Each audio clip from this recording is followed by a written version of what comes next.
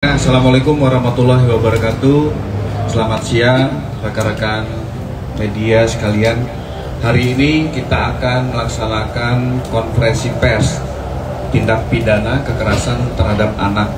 Yang pertama, dasar penyidik dalam menangani perkara ini adalah dengan laporan polisi LP 227B 3 Romawi 2024 SPKT Polresta Malang Kota, di mana dilaporkan di hari Jumat tanggal 29 Maret 2024, di mana atas nama pelapor adalah RA, ayah kandung dari korban. Sementara untuk korban dengan inisial JAP, ini adalah perempuan usia 3 tahun 5 bulan, kewarganegaraan Indonesia.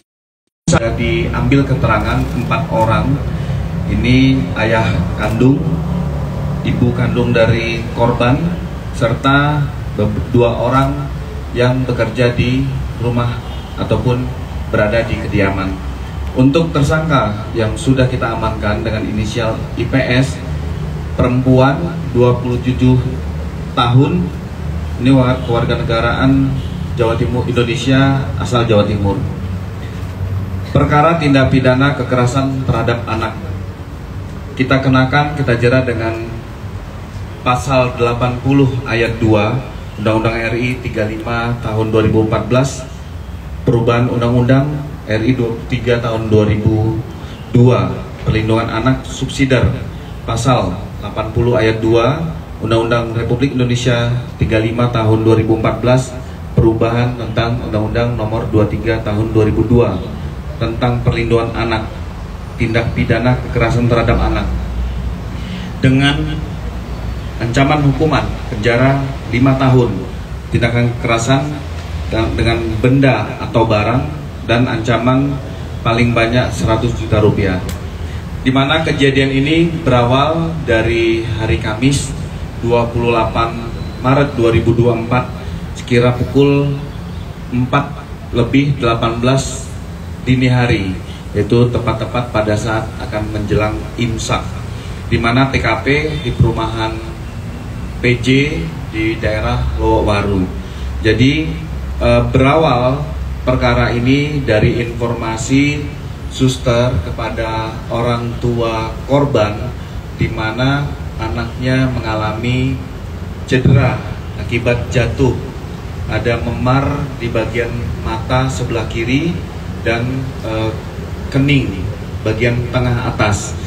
Pada saat dikirim foto kepada orang tua korban, muncul kecurigaan sehingga orang tua korban membuka DVR CCTV yang ada di dalam kamar di mana suster dan korban berada, melihat kejadian ini masih kejadian yang masih didalami, yaitu tanggal 28 Maret 2024 sekira pukul 4:18 WIB. Ada beberapa perlakuan tindakan kekerasan terhadap anak dengan cara memukul, menjewer, mencubit, bahkan menindih. Dan hasil sementara dari visum sementara saat ini sudah dirujuk kepada Rumah Sakit Saiful Anwar. Hasil sementara visum ada bentuk luka memar pada mata sebelah kiri, ada luka goresan di kuping sebelah kanan dan kiri, begitu juga dengan bagian kening ataupun jidat. Dari hasil interogasi dan penyidikan oleh penyidik unit PPA Satreskrim Polresta Malang Kota, ada beberapa tindakan yang dilakukan oleh suster kepada korban dengan cara memukul menggunakan buku. Ini juga sudah kita amankan, ada beberapa buku yang digunakan, termasuk menyiram dengan minyak gosok, salah satu minyak merek, dan juga melakukan memukul dengan bantal. Sini terekam oleh CCTV, dan CCTV ini juga akan kita sita, akan kita kirim ke Lab4 Digital Forensik untuk kita analisis. Setelah orang tua melihat dengan adanya kejadian yang di CCTV, maka penyidik di Polresta Malang Kota dihubungi setelah kira-kira lebih kurang pukul 13 siang hari setelah sholat Jumat. Kita berkoordinasi dengan pihak keluarga. Pihak keluarga pada saat itu baru landing dari Jakarta, sehingga tim melakukan koordinasi, mendalami TKP, melihat bahwa dari sudut pandang CCTV yang ada, persesuaian sama dengan bentuk kamar yang ada di ruangan yang terlihat di CCTV. Begitu juga kita lihat ada boneka panda, begitu juga dengan sarung, bantal, dan spray yang ada. Ini kita cocokkan persesuaian dari CCTV dengan lokasi tempat kejadian, sehingga patut diduga kejadian ini benar-benar telah dilakukan. Sehingga pada saat setelah penyidik melakukan proses pembuatan laporan polisi, melaksanakan penyelidikan, pemeriksaan saksi-saksi, membawa korban untuk dilakukan visum, termasuk kita juga berkoordinasi dengan Dinsos P2 TP2A. Kami juga menyiapkan tim trauma healing dari Polresta Malang Kota terhadap psikologis terhadap anak. Tadi kami juga sudah melaporkan kepada Bapak PJ Wali Kota dan Ketua DPRD bahwa penanganan perkara ini akan menjadi suatu perhatian. Kita akan bertindak cepat terhadap perbuatan-perbuatan tidak kekerasan terhadap perempuan dan anak. Ini gunanya untuk memberikan rasa aman bahwa Kota Malang itu kota yang ramah terhadap perempuan dan anak, sehingga semua kejadian terhadap perkara perempuan dan anak harus segera kita tangani dengan cepat. Dan kami juga melaksanakan rangkaian penyelidikan dan penyidikan ini dari tadi malam, proses pemeriksaan saksi sampai dengan pagi ini pukul 5.30 pagi kami sudah melakukan gelar perkara, meningkatkan status sebagai tersangka dan melakukan penahanan terhadap tersangka IPS.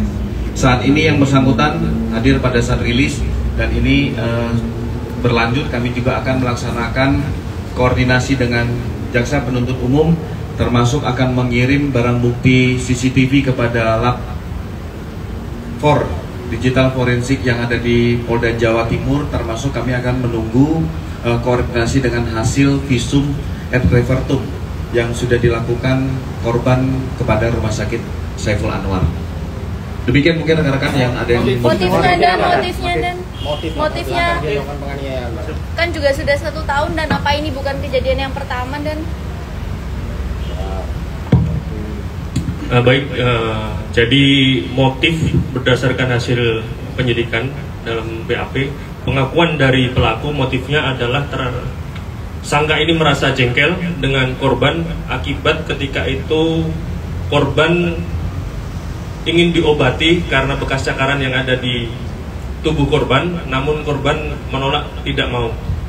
Selain itu juga pengakuan dari tersangka ada beberapa faktor pendorong personal pengakuan tersangka. Pada saat itu ada salah satu anggota keluarga dari tersangka yang sedang sakit, namun itu tidak bisa dijadikan alasan pembenar apapun untuk melakukan kekerasan terhadap anak.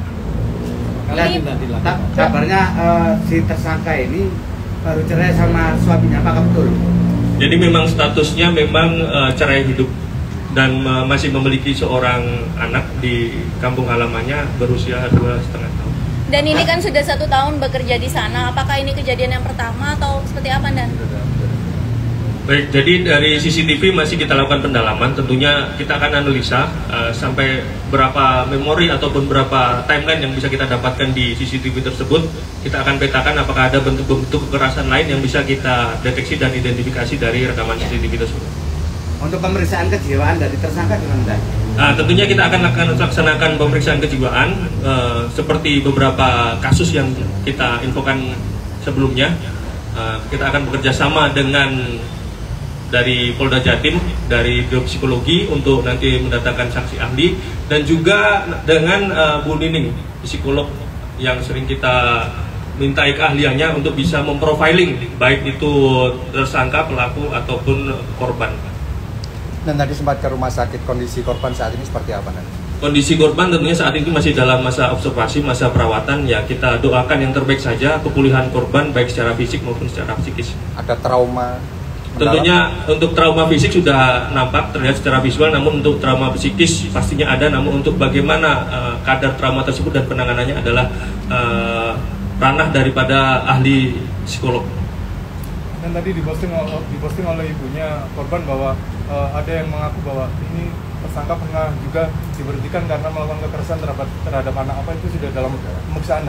Baik, ini jadi masih masuk ke materi penyidikan. Nanti apabila ada perkembangan kita infokan lagi. Tentunya semua masukan dari masyarakat, informasi apapun, sekecil apapun kita tampung untuk kita verifikasi. Apabila kita temukan fakta dalam penyidikan, kita akan masukkan ke dalam berita acara pemeriksaan untuk diberkas. Agen penyalurannya gimana dan apakah ikut diperiksa juga atau seperti apa dan?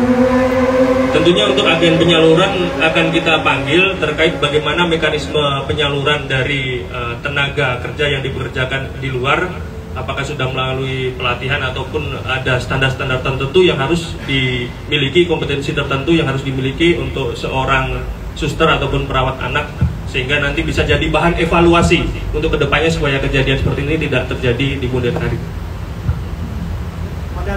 Ada ya. Ditinggal orang tua itu berapa lama ya? Dan ditinggalkan orang tua ke luar itu berapa hari? Jadi korban ini ditinggal lebih kurang 2 hari. Sementara di rumah itu juga ada adik kandung korban. Ada beberapa orang juga yang masih tinggal di kediaman. Tapi setelah melakukan aksinya, si korban ini 1 hari ditinggalkan dalam 1 kamar, yaitu kamar yang menjadi tempat kejadian perkara. Dia tidak boleh turun dengan alasan yang bersangkutan sakit untuk menyampaikan kepada pihak keluarga lainnya. Disekap begitu? Atau tidak disekap. Kalau sekap kan kita berbicaranya konotasinya berbeda. Tapi memang tidak boleh keluar rumah dengan keluar kamar dengan alasan yang bersangkutan dalam kondisi demam. Ada lagi yang lain, rekan-rekan? Pak, ini ada barang bukti boneka, ini seperti apa penjelasannya?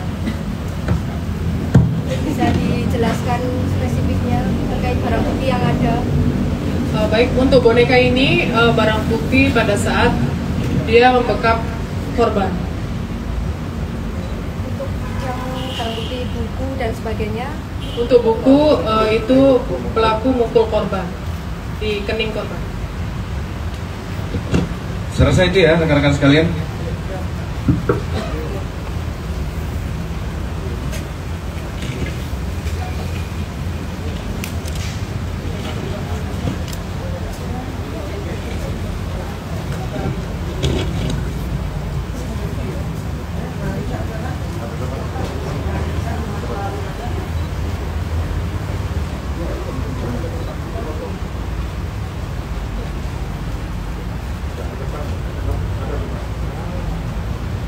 Assalamualaikum. 1, 2, 3. Sekali lagi 1, 2, 3. Ya, kanan.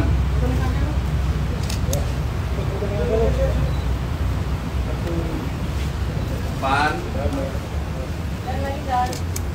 Kiri. Kanan. Depan. Oh, jauh dia mudah. Kanan. Oke, terima kasih.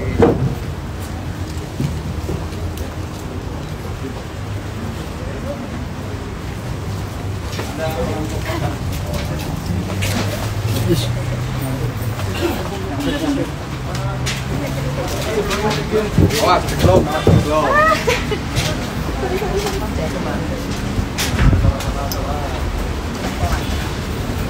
Awas,